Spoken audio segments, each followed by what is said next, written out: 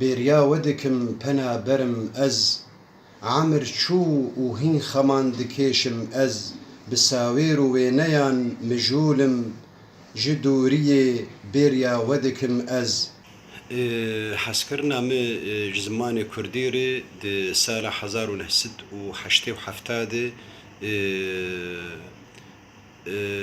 li cem min hezkirina ziman û wêjeya Kurdî di sala 1987 di rêya mamoste Dildarê Şekorê ev hezkirin bi mir çêbû. نویسکار و هەڵبەسوان مشعل عوسمان ساڵە 1970 لە گوندە خوێتلا یەب سەردەربیسیە ڤەژ دایک بووە.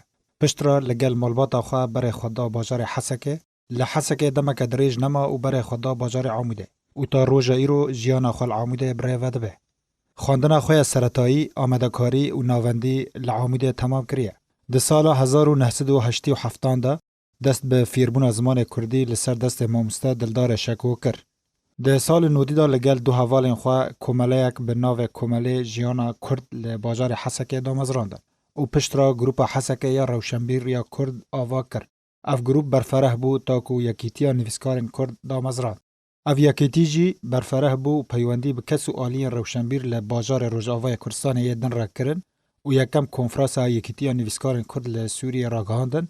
Di salê nûdî da di koma Helepçe weke tembûrvan kar kir û li gel koma xwe li gelek ahingan amade bû û bi taybet ahingê Newrozê de û ji ber vê yekê li gel hevalên xwe rastî astengiyan hat. Her wiha ev 15 sal e di Komîta Amedekar ya Mehrecana Helbesta Kurdî de kar dike. Her wiha di Komîta Cîbecîkar ya Yekîtiya Nivîskarên Kurdistan Sûriya cî xwe digire. Barkirin û çûn û êşakewê robat di dil de şax vedaya ji germiyana çûne zozana tenê zindana welêt. Tenê zindana welêt ji min re xweş ware çaxa li jor mala min aleya rengîn li ber ba bibe wê gavê wê kêlîkê bila serê xwe deynim bila serê xwe deynim. Di hejmarek kovar û rojname da gotar û helbestên xwe belav kirine. Di destpêkê de bi zimanê erebî di kovara Elhurriya ya ku li Yûnanê de hate çapkirin belav kir û piştra bi zimanê Kurdî di kovara Azadiya Welat ya ku li Amedê de hate çapkirin belav kir.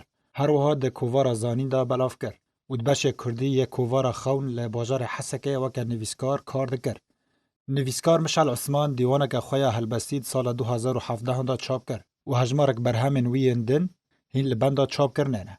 Ji yek li ser jiyana hunermend Mihemed Şêxû û lîkolînek derbarê rojnemageriya Kurdî li Rojavayê Kurdistanê Çerxabîstan da û dîwaneke helbestî bi navnîşanê ji bo we.